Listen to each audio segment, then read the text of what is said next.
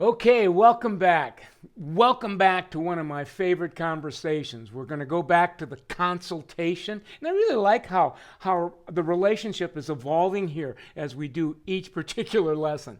This particular conversation, we're going to go right back to consultations that explode your pay. Fourth lesson, opening statement part 2. If you haven't listened to part 1, do it now. That was the conversation about opening statement as it relates to new guests.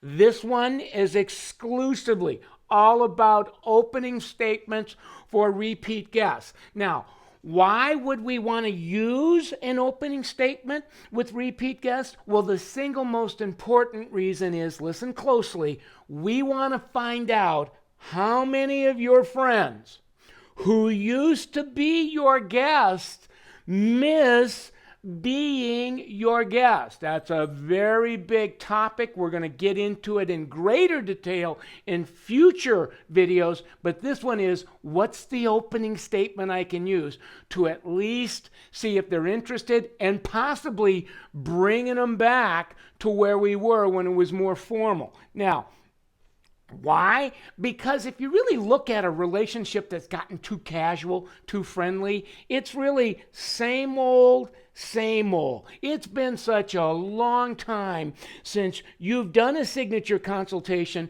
with many of your repeat guests who have since become friends. Perhaps we've fallen into a rut of complacency. It's doing the same old look in the same old way, visit after visit after visit. It's went from being really, really formal to way too casual. Now, why is that dangerous? Because too much casualness causes financial casualty. In other words, your casualness as you're befriending your guest is really costing you money. And we'll be talking more and more about that in future lessons. Now, what I want to do is I want to get you to the opening statement. Again, like the last video, I want to read it out loud and then we'll come back, we'll dissect it because there's a lot going on in here, and then I'll help you to rewrite it for your own speak. So here we go. Let's pretend that your guest that is now a friend, her name is Chloe. She'd come in and said something like, you know what, Chloe, it's been a few visits since I've checked in with you about what we've been doing with your hair. And you know, I always want to make sure that your look is fresh and up to date. So would you like me to take a couple of minutes before we start today to talk to you about some new ideas for your look? That in essence is the script. Again, do not nitpick the script. The idea is that you would find your own voice, put it in your own native tongue. Don't ink it. Don't think it, but ink it. We'll get to that in a second. But I want to dissect this because there's a lot going on in this script. At face value, it sounds simple, but it's profound. In essence, what we're saying is, Chloe, I want to go back to reviewing what I want for you back 10, 15 visits ago. And when it was all about you and I, you know, finding a look that you were going to love. It was you and I about talking about services that could take your look up a few notches. It was about me teaching you what I'm doing and what I'm using to support what I'm doing. And the biggie is that when you're starting asking questions like, would you like me to take a couple of minutes before we begin to show you a couple of ideas? In essence, what we're trying to do is get not only your friend or guest permission, but an agreement that we want to start over. We want to reconsult to see, because the minute we befriend a guest, the experience changes. The intention is to be guest friendly without befriending them, because as we become friendly, it moves from a formal signature top 20 consultation to at best a drive-by. Now, I want to go back to the last lesson.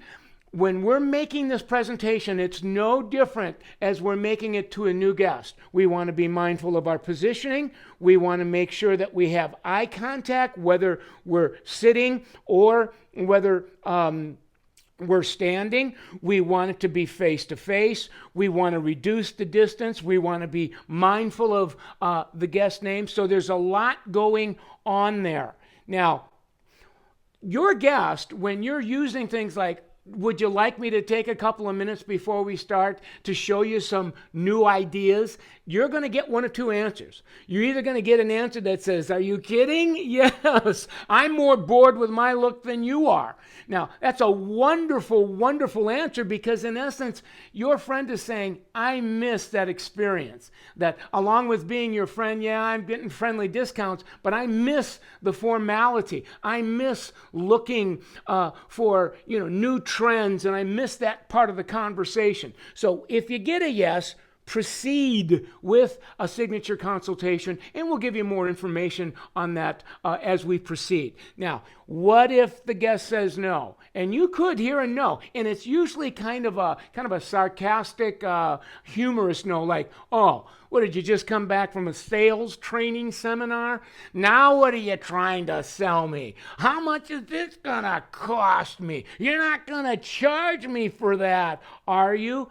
Now, if you're getting that answer, that's an indication that you have a relationship, or should I say a friendship, with someone that's costing you, and that's a whole different issue.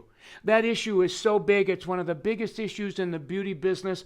I don't want to go there on this lesson. I want to save that for 3 or 4 lessons to help you get over the guilt, the embarrassment. How do you get on the other side? How do you talk to your friend about changing an agreement and bringing it back? And if they don't want to, how do we start cleaning up clientele? See, that's a big issue. I want to save that for another time.